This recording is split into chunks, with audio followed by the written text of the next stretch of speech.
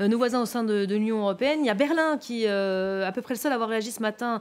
Une France stable est importante pour l'Europe. C'était la première réaction européenne après la démission annoncée de Sébastien Lecornu. On est avec Pierre Bienazé en direct de Bruxelles, la réaction des Européens qui évidemment nous intéresse. Bonjour Pierre. Alors je disais tout à l'heure que les Allemands étaient les seuls à avoir pris la parole très vite. Est-ce qu'il y a eu d'autres réactions au sein de nos partenaires depuis ? Non, c'est plutôt le silence radio. C'est d'ailleurs pas très surprenant parce que pour les partenaires européens de la France, commenter la situation politique interne d'un pays, d'abord, évidemment, ça ne se fait pas parce que ce serait donner l'impression qu'on essaye de pousser un peu dans un sens ou dans l'autre. Et donc, les Européens sont extrêmement prudents.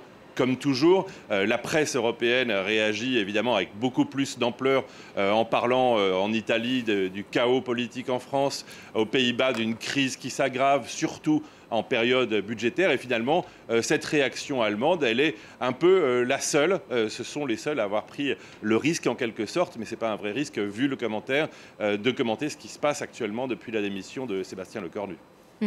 Voilà pour cette prise de position. La préoccupation de fond, Pierre, est aussi largement économique, car les incertitudes budgétaires françaises ont évidemment une répercussion directe pour l'Union européenne aujourd'hui. Oui, parce qu'en théorie, d'ici une quinzaine de jours, la France devait présenter son budget à la Commission européenne pour le fameux semestre européen. C'est une échéance qui n'est évidemment pas extrêmement stricte. Les délais sont souvent dépassés par beaucoup de pays. Mais malgré tout, il y a une vraie préoccupation de fond de l'Union européenne quant à la stabilité budgétaire et économique donc, de la France. Parce que malgré tout, les économies les plus importantes de la zone euro ont besoin de stabilité politique interne. Sortir des problèmes financiers pour la France, c'est évidemment toujours une préoccupation pour les Européens, d'autant qu'elle est repoussée année après année, le retour dans les clous du pacte de stabilité. Je vous rappelle en particulier 3% de déficit maximum, le retour surtout dans la barre des pertes fiscales qui sont considérables. Et puis pour les Européens, la grande question c'est quand est-ce que le personnel politique français va arriver à comprendre comment on fait des politiques de coalition. Les Européens s'étonnent que les Français aient perdu le souvenir en quelque sorte de la 4e République. Merci beaucoup Pierre, en direct donc de Bruxelles, en réaction à ce qui nous entoure. Oui, j'ai une réaction, c'est que c'est un peu trop facile de dire, voilà, les forces politiques sont incapables de trouver un système de compromis et de coalition. Comment se fait-il, les autres pays? On n'a pas le même type de scrutin. Or, pour l'essentiel, ce type de coalition repose sur l'existence d'un scrutin très largement proportionnel ou des choses comme ça, c'est-à-dire où finalement les forces politiques sont chacune dans leur couloir, voilà. Et après, une fois élu, se pose la question de comment on va dégager une majorité. Quand on est à un scrutin majoritaire uninominal à 2 tours en France, c'est une imposition très stricte, en fait, de faire des alliances partisanes, parfois dès le premier tour, ou en tout cas au deuxième, etc. Et donc, ça jette les forces politiques les unes contre les autres. Le mode de scrutin veut ça. C'est un peu une excuse aussi. Vous avez raison, c'est tout à fait vrai que ça ne favorise pas le compromis. Mais il y a quelques semaines, j'avais sur ce plateau dans Mardi Politique Marc Fesneau, donc le président du groupe Modem à l'Assemblée nationale. Il dit, alors non seulement on n'a pas cette culture de gouvernement, mais on ne saurait même pas où faire ces compromis, c'est-à-dire à la buvette, dans un parti, on ne sait même pas. Je constate que Gabriel Attal propose depuis un petit moment de nommer un facilitateur. Gabriel Attal propose depuis un petit moment de nommer un facilitateur. Oui. C'est une méthode que Emmanuel Macron ne veut pas utiliser. Je trouvais que c'était même... voilà, genre, son excuse, c'était on n'a même pas de local pour se mettre d'accord, on ne sait pas où se mettre d'accord. C'est un peu facile. Non, mais ça en est jusque-là. Bon, c'était une blague, mais enfin, non, c'était pas une blague, c'est ce qu'il me disait réellement.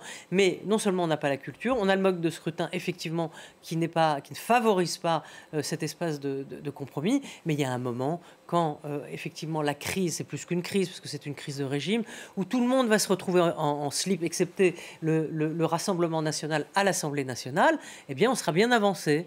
Qui appelle, lui, pour le coup, à l'union des droites. On a entendu tout à l'heure ça, c'est Marion Maréchal. Mais Marion Maréchal, le Rassemblement national, c'est pas tout à fait la même crèmerie.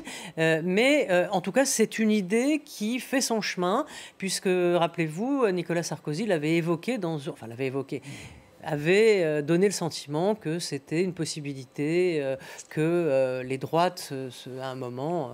Et Éric Ciotti l'a déjà fait. Éric Ciotti, ils sont 15, mais bon. Oui, après, mais il faut le gros des bataillons. Il a franchi le Rubicon. Oui. Et il était à l'époque président de LR. Vous avez raison. On se souvient des choses grotesques où il était comme un forcené dans son bureau de président.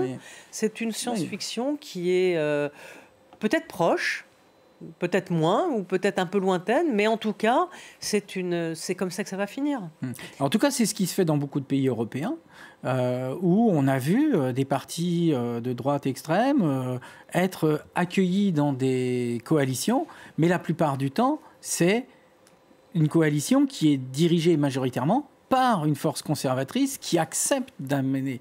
Là, si on est dans des équilibres parlementaires relativement similaires à ce qu'on connaît aujourd'hui, eh bien, ça voudrait dire qu'en fait, ça serait une alliance où ça serait le RN qui serait en position d'accueillir une minorité LR, ce qui serait, alors là, pour le coup, totalement inédit. Le patronat, par exemple, c'est ce qui se murmure, c'est qu'une partie du patronat serait assez attiré par le Rassemblement national. Serait prêt à se rapprocher. À partir du moment où, effectivement, Bardella continue cet aggiornamento économique, puisque traditionnellement, le FN, plus libéral que Marine Le Pen. Absolument. Et la position de la famille Le Pen, on va dire que ce soit le père ou la fille, ont toujours été sur des problématiques qui étaient assez sociales et certains éléments qui étaient à gauche, très clairement, enfin qui puisaient dans un répertoire d'actions économiques qui venait de la gauche. Et donc, ça a toujours fait peur de ce point de vue au patronat. Et on a vu que M. Bardella, au moment des élections législatives, avait commencé un aggiornamento économique en disant, après tout, il faut, etc. Et donc, s'ils font ça, évidemment que ça faciliterait l'alliance des droites. Ceci étant, et c'est pareil pour tout le monde, quand vous faites un pas d'un côté, vous pouvez en perdre de l'autre. C'est-à-dire que s'ils font des politiques très, on va dire, patronales, ils peuvent peut-être perdre une partie de leur parti ouvrier, parce que n'oublions pas que le Rassemblement national est le premier parti ouvrier de France. Merci, on est déjà en train de se projeter là.